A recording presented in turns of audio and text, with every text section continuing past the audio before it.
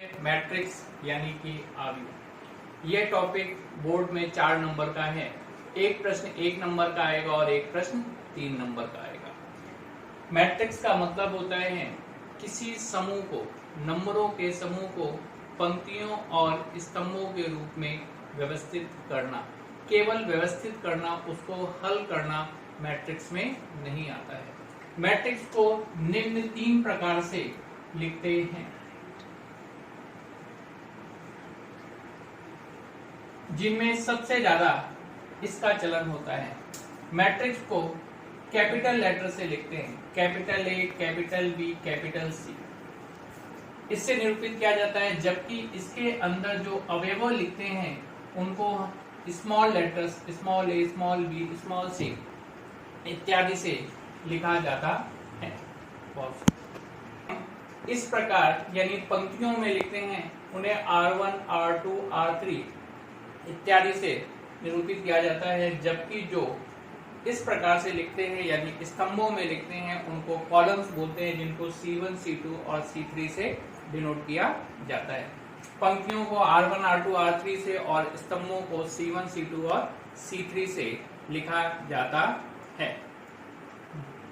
आव्यूह की कोटि। आव्यूह की कोटि का मतलब होता है इस आव्यूह के अंदर कितनी पंक्तियां और कितने स्तंभ लिखे हुए हैं। अगर किसी मैट्रिक्स के अंदर इस प्रकार से लिखा हुआ है, इसमें कितनी पंक्तियां हैं? 3, R1, R2, R3। स्तंभ C1, C2, C3, C4। आता 3 पंक्तियां और 4 स्तंभ है, तो इसकी कोटि हुई 3/4। इसे पढ़ते हैं बाई, गुणा का निशान ना पढ़ के इसे बाई बोला जाता है, 3/4। इसके अंदर कुल अवयव कितने हुए? 3 को 4 से गुणा किया तो 12, अर्थात इसके अंदर उपस्थित अवयवों की संख्या कितनी हुई? 12। पंक्तियों को आई शब्द से लिखा जाता है, जबकि स्तंभों को जे से लिखते हैं। अर्थात अगर किसी ने पूछा इस 4 में क्या नंबर है, तो इसमें दूसरी पंक्ति और दूसरा स्तंभ है, अर्थात इसको A22 का मतलब 4। किसी ने ये पूछा तो कौन सी पंक्ति है? तीसरी पंक्ति और स्तंभ कौन सा? तीसरा। तो A33 में क्या आया? 7। किसी ने पूछा A31 का मतलब कौन सी पंक्ति? तीसरी पंक्ति और पहला स्तंभ। तीसरी पंक्ति में अवयव कौन सा है? 8 और पहले स्तंभ में ये, यानी A31 का वैल्यू कितनी हुई? 8। अगर किसी ने कहा A11 का मान, तो कितना आया? 1। A13 यानी पहली पंक्ति तीसरा स्तंभ 3। A44 चौथी पंक्ति चौथा स्तंभ यानी 2। A12 यानी पहली पंक्ति दूसरा स्तंभ 2। A31 तीसरी पंक्ति पहला स्तंभ यानी 0।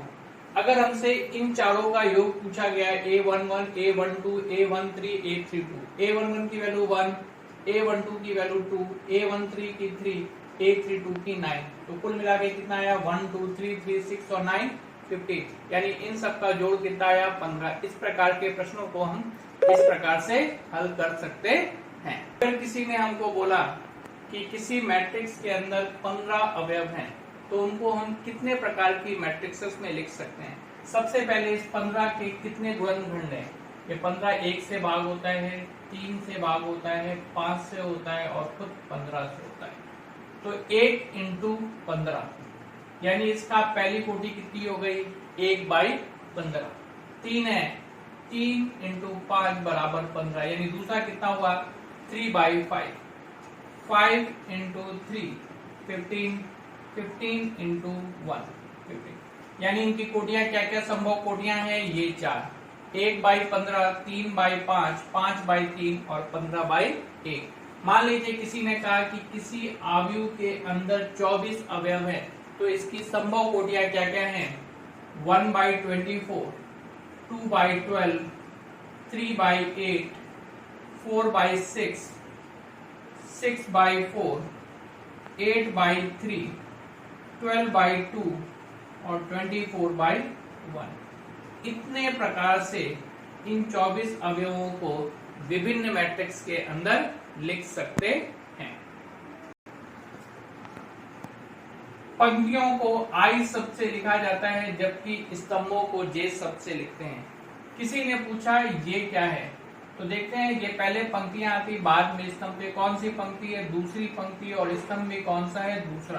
तो A22, इस 2 का मतलब I से है और इसका मतलब J से है। ये कितना आया, 5।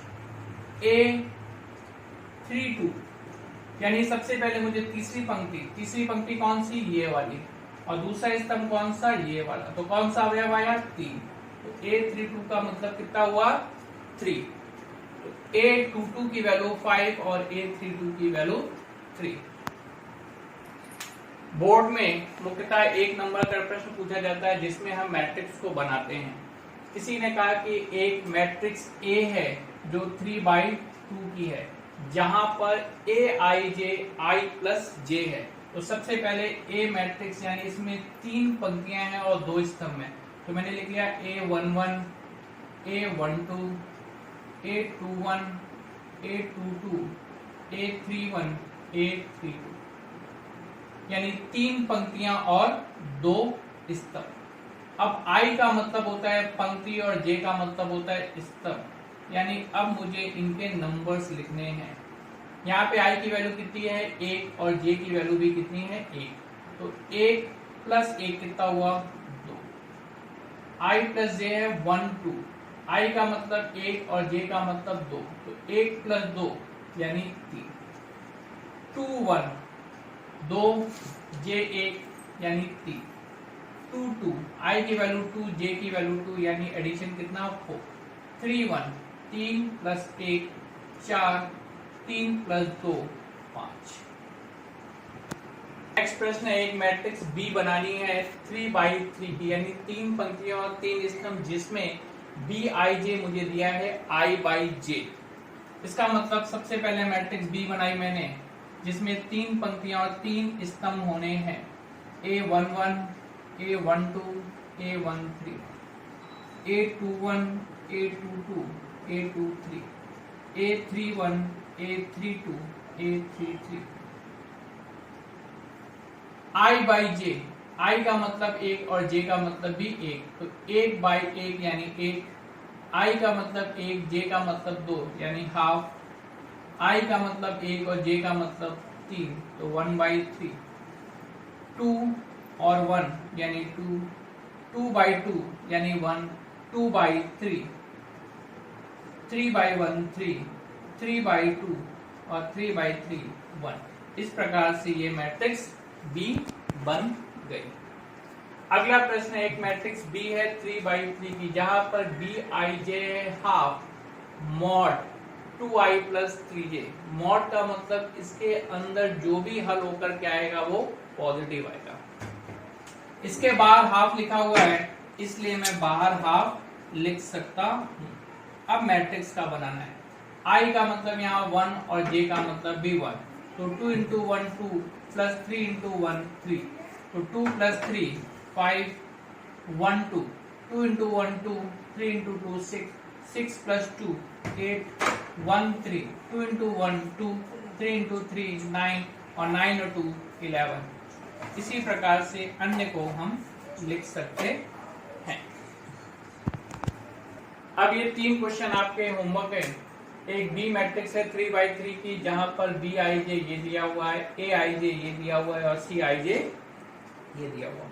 ये 3 प्रश्न आपके होमवर्क के रूप में हैं जो आपको करके लेकर आने हैं।